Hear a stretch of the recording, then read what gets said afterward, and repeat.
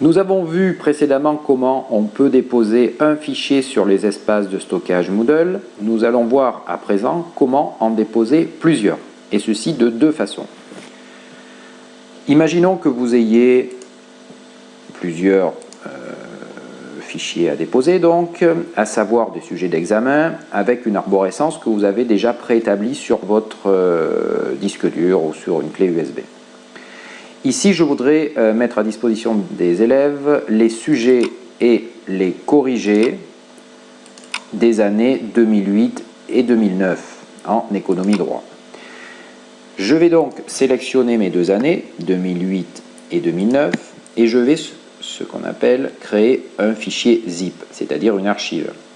Pour cela, je clique droit avec la souris et je sélectionne Envoyer vers dossier compressé. Par défaut, il attribue le nom 2009.zip à ce fichier compressé. Je peux le renommer et l'appeler 2008-2009. C'est ce fichier que je vais déposer sur les espaces de stockage. Je vais fractionner ma fenêtre en faisant apparaître mon gestionnaire de fichiers Windows sur la droite par exemple et mon espace de cours Moodle.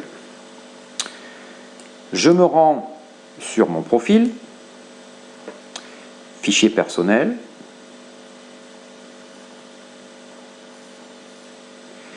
on reconnaît ici l'arborescence de l'espace de stockage et je vais créer un dossier que je vais appeler sujet.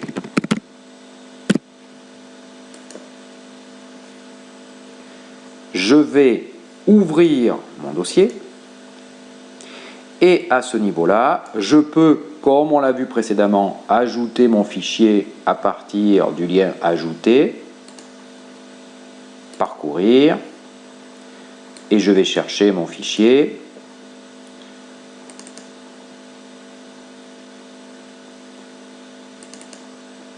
Que j'ai créé tout à l'heure. Ou alors, je peux utiliser ce qu'on appelle le cliquer-glisser en fractionnant, comme je vous l'ai indiqué tout à l'heure, la fenêtre de l'écran avec ici mon espace de stockage et Moodle et ici le gestionnaire de fichiers. Je sélectionne mon fichier et je le fais glisser. L'avantage de cette solution, c'est qu'on voit le défilement du téléchargement.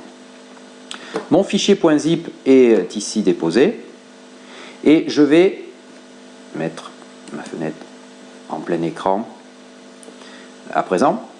Je vais décompresser ce fichier. Donc je le sélectionne et je clique sur décompacter.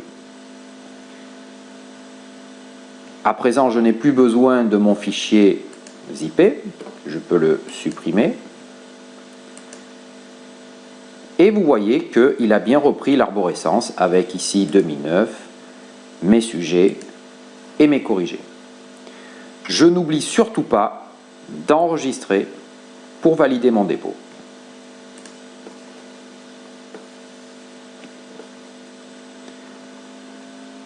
Mes fichiers sujets et corrigés seront à présent disponibles pour mes élèves.